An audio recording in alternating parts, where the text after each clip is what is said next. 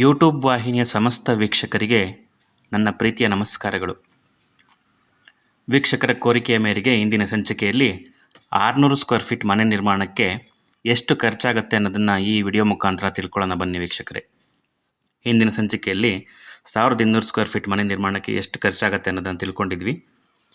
ನಾನಿಲ್ಲಿ ಡಿಸ್ಕಸ್ ಮಾಡ್ತಿರೋದು 600 square feet ಮನೆ ನಿರ್ಮಾಣಕ್ಕೆ ಎಷ್ಟು ಖರ್ಚಾಗುತ್ತೆ ಅಂತ ಸಿಂಗಲ್ ಫ್ಲೋರ್ ಕನ್ಸಿಡರ್ ಮಾಡಿದ್ದೀನಿ. First material cement 600 square feet ಮನೆ ನಿರ್ಮಾಣಕ್ಕೆ ಅಂದಾಜು ನಮಗೆ 350 ಬ್ಯಾಗ್ ಸಿಮೆಂಟ್ ಖರ್ಚಾಗುತ್ತೆ. ಒಂದು ಬ್ಯಾಗ್ ಸಿಮೆಂಟು 380 ರೂಪಾಯಿಗೆ ಮಾರ್ಕೆಟಲ್ಲಿ ಸಿಗುತ್ತೆ. ಸೊ ಇದರ ಟೋಟಲ್ ಕಾಸ್ಟ್ ಬಂದ್ಬಿಟ್ಟು 1,33,000 ರೂಪಾಯಿ ನಮಗೆ ಸಿಮೆಂಟ್ಗೆ ಖರ್ಚಾಗುತ್ತೆ.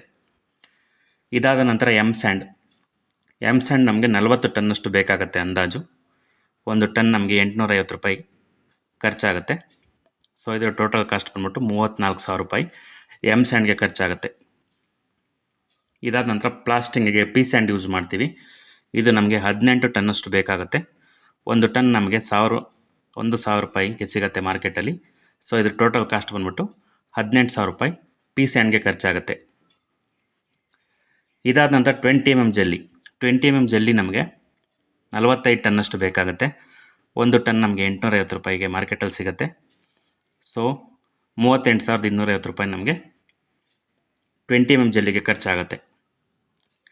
ಇದಾದ ನಂತರ 40 mm ಜಲ್ಲಿ ನಾವು ಬೆಡ್ ಕಾಂಕ್ರೀಟ್ಗೆ ಮತ್ತು ಫ್ಲೋರ್ ಪಿ ಸಿ ಸಿಗೆ ಯೂಸ್ ಮಾಡ್ತೀವಿ, ಫೌಂಡೇಶನ್ ಫ್ಲೋರ್ ಕಾಂಕ್ರೀಟ್ಗೆ. ಸೊ ನಮಗೆ 6 ಟನ್ನಷ್ಟು ಅಂದಾಜು 40 mm ಜಲ್ಲಿ ಬೇಕಾಗುತ್ತೆ. ಇದರ ಟೋಟಲ್ ಕಾಸ್ಟ್ ಬಂದ್ಬಿಟ್ಟು 5,100 ರೂಪಾಯಿ 40 mm ಜಲ್ಲಿಗೆ ಖರ್ಚಾಗುತ್ತೆ ವೀಕ್ಷಕರೇ. ಇದಾದ ನಂತರ ಸ್ಟೀಲ್ ಎಷ್ಟಾಗುತ್ತೆ ಅನ್ನೋದನ್ನು ಡೀಟೇಲಾಗಿ ನಾನು ಈ ವಿಡಿಯೋದಲ್ಲಿ ತಿಳಿಸಿದ್ದೀನಿ. ಸೊ ನಮಗೆ 600 ಸ್ಕ್ವೇರ್ ಫೀಟ್ ಮನೆ ನಿರ್ಮಾಣಕ್ಕೆ ಅಂದಾಜು 2 ಟನ್ನಷ್ಟು ಸ್ಟೀಲ್ ಬೇಕಾಗುತ್ತೆ. ಒಂದು ಟನ್ ಸ್ಟೀಲ್ ನಮಗೆ 70,000-75,000 ರೂಪಾಯಿ ಮಾರ್ಕೆಟಲ್ಲಿ ಸಿಗುತ್ತೆ. ನಾನಿಲ್ಲಿ 70,000 ರೂಪಾಯಿ ಅಂತ ಕನ್ಸಿಡರ್ ಮಾಡಿದ್ದೀನಿ. ಸೊ ಇದ್ರ ಟೋಟಲ್ ಕಾಸ್ಟ್ ಬಂದ್ಬಿಟ್ಟು 1,40,000 ರೂಪಾಯಿ ಸ್ಟೀಲ್ಗೆ ಖರ್ಚಾಗುತ್ತೆ.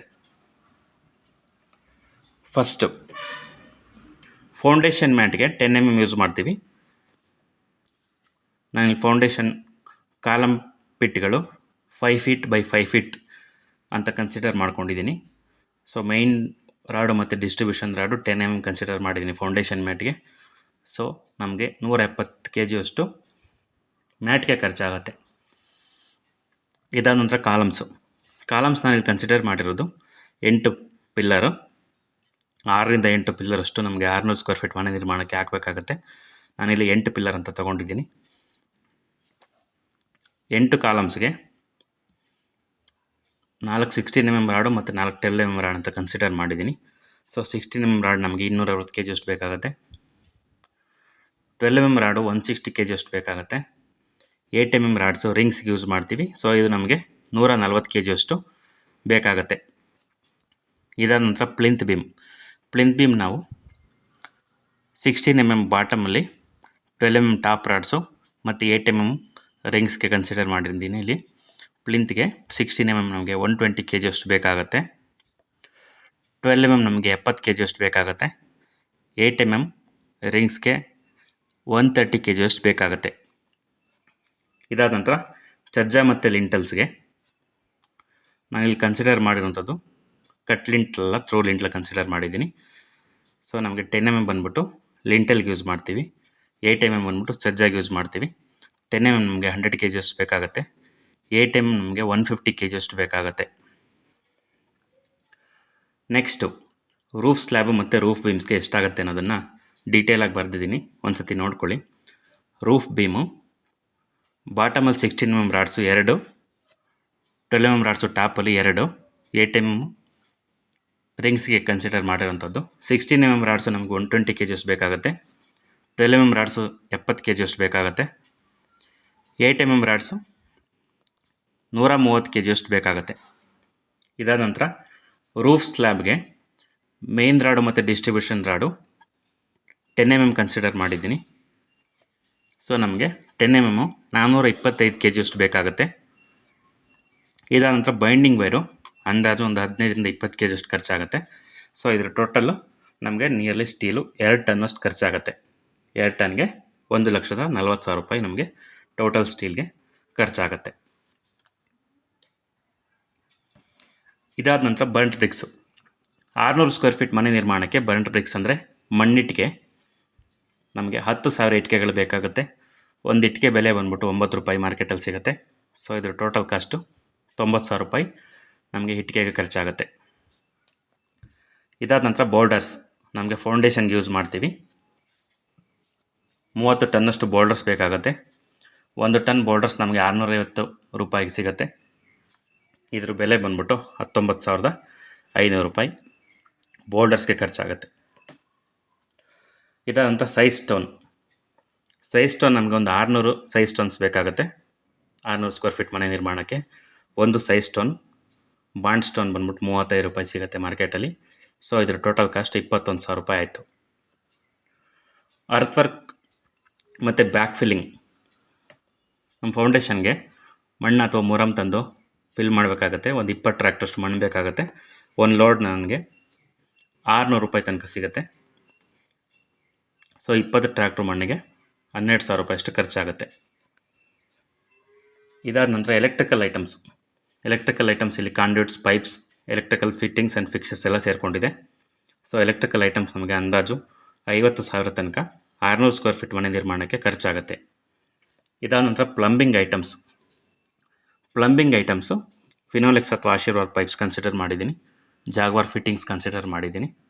ಸೊ ನಮಗೆ 600 ಸ್ಕ್ವೇರ್ ಫೀಟ್ ಮನೆ ನಿರ್ಮಾಣಕ್ಕೆ ಅಂದಾಜು 60,000 ತನಕ ಪ್ಲಂಬಿಂಗ್ ಐಟಮ್ಸ್ ಖರ್ಚಾಗುತ್ತೆ.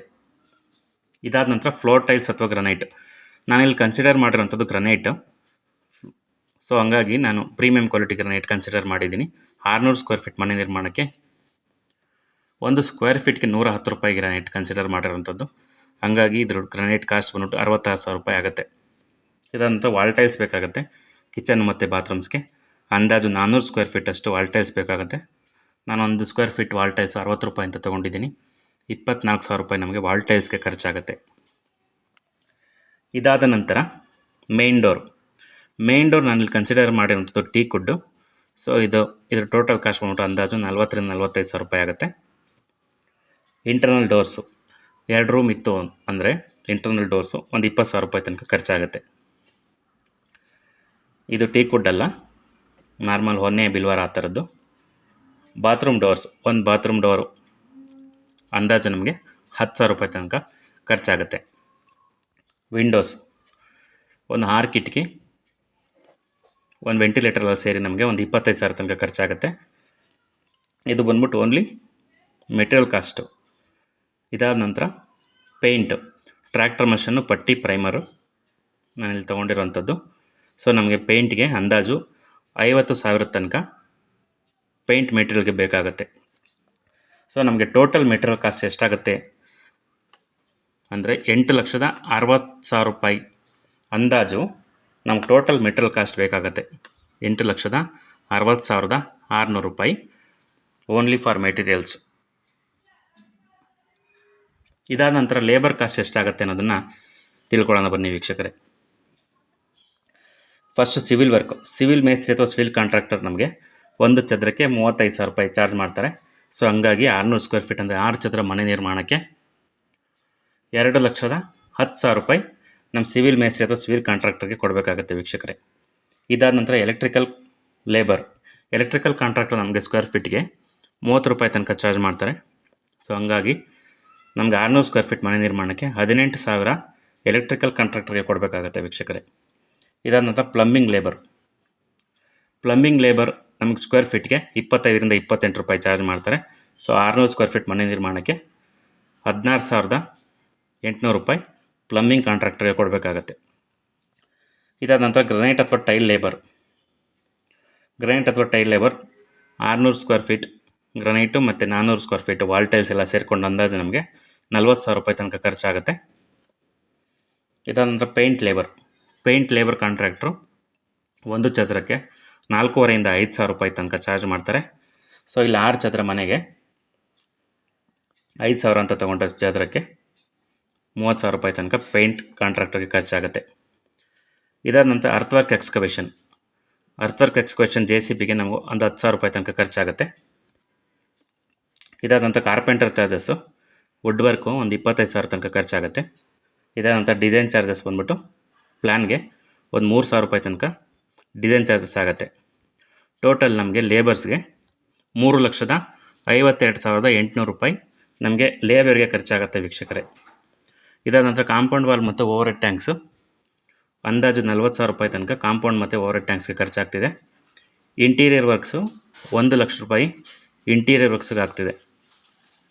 ಬಿಲ್ಡಿಂಗ್ ಲೈಸೆನ್ಸು ಮತ್ತು ಕನ್ಸ್ಟ್ರಕ್ಷನ್ ಲೈಸೆನ್ಸು ಅಂದಾಜು ಒಂದು 20,000 ತನಕ ಖರ್ಚಾಗುತ್ತೆ. ಇದಾದ ನಂತರ ವಾಟರ್ ಮತ್ತು ಎಲೆಕ್ಟ್ರಿಕಲ್ ಸರ್ವಿಸಸ್ ನಮಗೆ 20,000 ತನಕ ಖರ್ಚಾಗ್ತಿದೆ. MS ಗೇಟು ಮತ್ತು ರೈಲಿಂಗ್ಸು 40,000 ತನಕ ಖರ್ಚಾಗ್ತಿದೆ. ಸೊ ಟೋಟಲ್ ಲೇಬರು, ಮೆಟೀರಿಯಲ್ಲು ಮತ್ತು ಮಿಸೆಲೇನಿಯಸ್ ಎಲ್ಲ ಸೇರಿಸ್ಕೊಂಡು 14,33,400 ರೂಪಾಯಿ ನಮಗೆ ಗ್ರ್ಯಾಂಡ್ ಟೋಟಲ್ ಖರ್ಚಾಗ್ತಿದೆ ವೀಕ್ಷಕರೇ. ಧನ್ಯವಾದಗಳು. ಈ ಇನ್ಫಾರ್ಮೇಷನ್ ನಿಮಗೆ ಯೂಸ್ಫುಲ್ ಅನಿಸಿದ್ರೆ ನನ್ನ ಚಾನಲ್ನ ಸಬ್ಸ್ಕ್ರೈಬ್ ಮಾಡಿ, ಲೈಕ್ ಮಾಡಿ, ಶೇರ್ ಮಾಡಿ. ಧನ್ಯವಾದಗಳು.